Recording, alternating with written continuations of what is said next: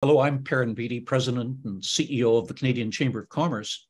And as part of our Canada 360 Economic Summit this afternoon, I'm very pleased to be joined by Marie Lavery, who's the CEO of Export Development Canada. Now, Marie became CEO of EDC, which is Canada's export credit agency, in 2019.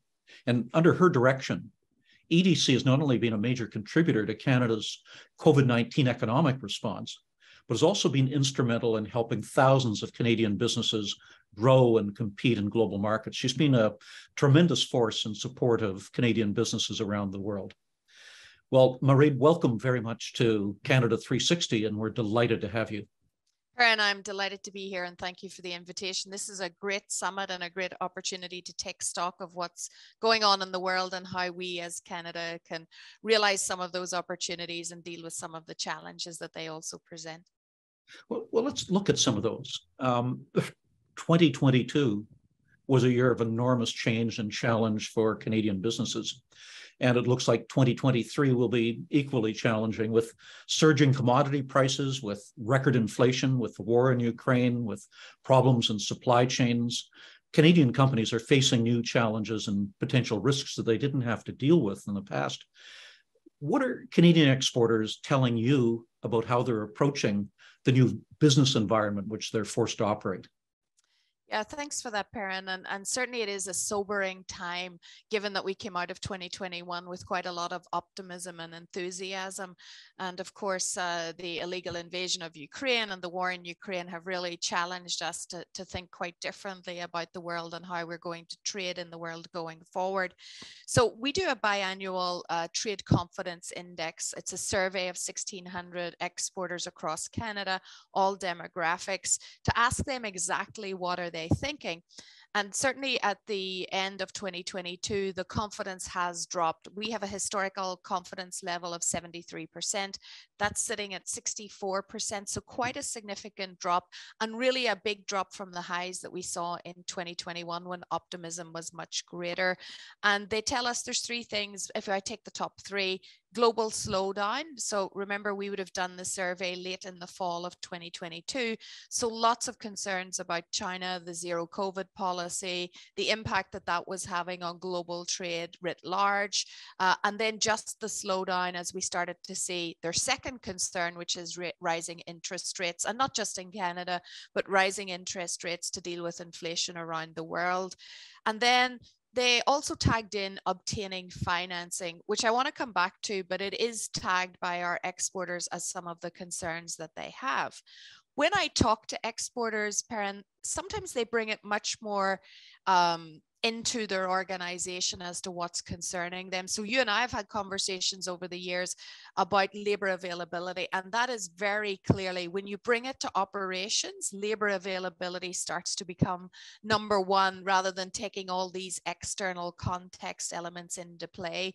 So it's really that, I would say, regulation, ESG, all of the things that are being talked about, climate change, how do they respond? All of these things are top of mind for Canadian exporters today, as well as rules of trade. What will it look like going forward? Will they have access to the markets that they want access to? And I was, recognizing that we mostly trade with the US, still some concerns around protectionism in the US. So a very broad range of concerns. And yet, when we look at the survey, the majority of Canadian exporters are still wanting to export and to diversify to additional markets. Markets like the United Kingdom, Germany, Australia, and Mexico. US always gets mentioned, but we start to see some of our really strong trading partners, perhaps, in the top five, wanting to trade more with them. So that's a very positive signal. And the other signal that I hear, which is quite interesting, we've dealt with in 2020 and particularly in 2021, rising equity valuations. Now those valuations have dropped, particularly if you're in the technology space, and there's bargains to be had if you want to acquire some companies at this point in time. And I mentioned financing earlier. What's really interesting is there's a lot of liquidity and cash sitting at the moment that hasn't been invested because of uncertainty. So a number of companies are sitting actually ready to do those acquisitions at this point in time. So that's a very long-term play and a very aggressive approach. So not everybody has that approach, but certainly there are a number of our companies that are really looking to acquisition at this point. So for EDC, that's how can we support all of our exporters, either dealing with more the risk aspect or moving more towards the opportunity side of the equation. When you talk about trade diversification, that's very good news. We've been trying literally for years and years to diversify Canadian trade, not because the United States isn't a rich and important market for us, but because it's important for us not to have all of our eggs in the one basket. And if you're seeing that change in the psychology of Canadian businesses and in their business strategy, that's very positive, because it begins to give us a cushion if things start to go wrong in the bilateral relationship with the United States. Well, Perrin, if I could weigh in there, I think it also speaks to the shifts that we're seeing in the Canadian business economy. So during COVID, that identified to people the role of advanced manufacturing, of telecommunications, of services, all of the things that we didn't need to do face to face and didn't necessarily need a good to move across borders. So we're seeing that as well, like the growth of technology as an export, the growth of services as an export. And all of these companies don't necessarily have that traditional perspective of the US first. They're looking at a global market because they can access that global market pretty easily. So it is good news, Perrin, but we always have to pass the diversification message, because the opportunities in the US are so significant, particularly now with the Biden administration and some of their particular priorities, that sometimes it overshadows everything else that's going on. Well, one of those key areas is, of course, the Indo-Pacific region. And late last year, the government unveiled its Indo-Pacific strategy.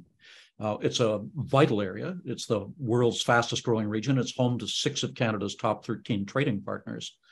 So it's an area where we need to give a great deal of attention.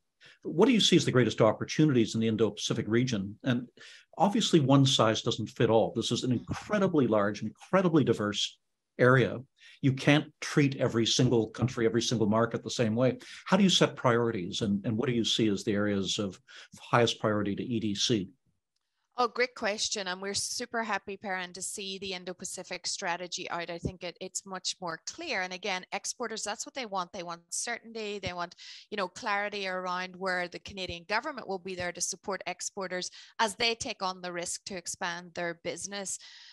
So what are we thinking about in Indo-Pacific? We're very bullish on Indo-Pacific. We're already present in Australia, India, China, Singapore, currently as EDC to help exporters. This year, we'll look to expand into a few other markets. Very interested with the ASEAN markets, so we will open up a presence in Jakarta. And equally, we're looking to other ASEAN markets like the Philippines, Vietnam, Thailand, while continuing to really grow Singapore and then Indonesia as well. So I would say our focus is, continue with what we have in the markets that we're very strong in today, and continue to try and attract Canadian companies to those markets, but open up more of the ASEAN markets specifically. And then I think it's also a reflection of what sectors should we be looking at. So yes, we have a number of very strong trading partners in the Indo-Pacific, but you think about what that trade has represented in the past, and it's much more linked to infrastructure. It's been linked to our oil and gas industry. It's been linked to maybe more traditional industries in Canada that are going through a transition at the same time. So what we really have to help identify and focus is, where can we help with advanced manufacturing, with technology, with clean technology in particular. And I'm very bullish as well on ag food, and anything that might deal with food security issues, because I really truly see food security, national security, and geopolitics all coming to play in the next couple of years. And that's been really highlighted by the issue in Ukraine. So I really think that we need to be accelerating those industries and really supporting them to get into Indo-Pacific. And then, of course, our traditional players in Indo-Pacific, we need to help them grow there as well. Final question. Over the past couple of decades, Canada's share of global trade has been in decline. Obviously, you wouldn't be in the position that you're in, you wouldn't be in that post if you believe that we were destined to be declining players forever. What can Canada do to regain its standing as a leader in international trade? Oh, great question. And I have one word, Perrin, that I like to use, and it's ambition. Now, that's a mindset. And I really do think as Canada, we need to have that mindset, and we need to stop putting the barriers into our mindset rather than the opportunities. So, we believe that we're losing about $130 billion in exports per year because we're not necessarily trading at our potential. So let me give you some more practical ideas other than maybe perhaps the word of ambition. But we should start with the North American trade. NAFTA is what actually drove us to really improve our share of global trade. And we've become a little bit complacent vis-a-vis NAFTA and CUSMA. And I just was at the North American Leaders Summit last week, and really the opportunity to develop that regional trading bloc. And that's what I'm seeing when I look at global trade and how it's moving. I think with the lessons that the pandemic taught us, with the issues we've had with supply chain, with the issues that we've had with geopolitics, we're going to see a more regional trading world where regional trading blocks become very important to trade with each other, but within each other. And that certainly was the message about the importance of the North American trading bloc, which of course is the US, Canada, and Mexico. So really, how do we leverage that? And I think there's lots of opportunities in there. Then I take the second element would be diversification, which you mentioned, the importance of the Indo-Pacific, the importance of looking to continue to diversify. There's some very interesting opportunities in Europe, particularly in the clean technology space and the energy space, of course, driven by the challenges that Europe is facing. But, in every challenge, Perrin, there is an opportunity, and that's what we've got to be ready to really seize as Canada. I mentioned some of the sectors we see that maybe, the reference that I've made to clean technology a number of times is to really recognize the importance that climate action will have for companies going forward. And I certainly am a big advocate of the Canadian advantage, which starts with the power that we use to create the products that we have, goes right through our labor relations laws, which means we do things in a socially justice way. And then actually the innovation and the products that we do have that can help solve some of the world's problems vis-a-vis climate action. So I think ESG is a huge imperative and something that all Canadian companies should be building their business model around, not just as a defense of am I meeting regulations, but how does this help me solve the problems of my customers? Because those customers are looking for their net zero commitments, their 2050 commitments. They want to reduce their climate footprint in their supply chain. And if a Canadian company can help do that, what a great competitive advantage. So I'm very robust on ESG. Maybe if I bring it a little bit more back into Canada, I do think we'll need to accelerate some of our trade enabling infrastructure. Of course, traditionally our minds go to ports and rail, more particularly. And, I think the Vancouver floods showed us the issues that we have with some of our infrastructure, because that really disrupted trade, particularly some trade real to Asia. vulnerability there. Yes, absolutely, vulnerability in that. But I think you know, we need to expand beyond. We need to think about 5G. We need to think about how business will be done in the future and the services and products that are needed. So whether it's IoT, the Internet of Things, whether it's machine learning and AI and many of the different things that, and data, just data, and being able to use data to run your business, we have got to get our 5G infrastructure up to speed, and we've got to invest in actually that type of infrastructure as well. You know, not enough Canadian companies understand blockchain or understand some of the things. They're not mainstream yet, but they are coming. And I certainly see you know, much more discussion on digital adoption in Asia than I do back home, and that's what I feel that we really truly need to address. Of course, we need to use our free trade agreements more. That's an opportunity for us. As I think about how are we actually going to seize some of the opportunities and continue to keep our economy strong back in Canada. So as we enter 2023, lots on the agenda for the year. It won't be a quiet year, but an exciting one. Well, yes, unfortunately, geopolitics always makes trade very exciting, Perrin.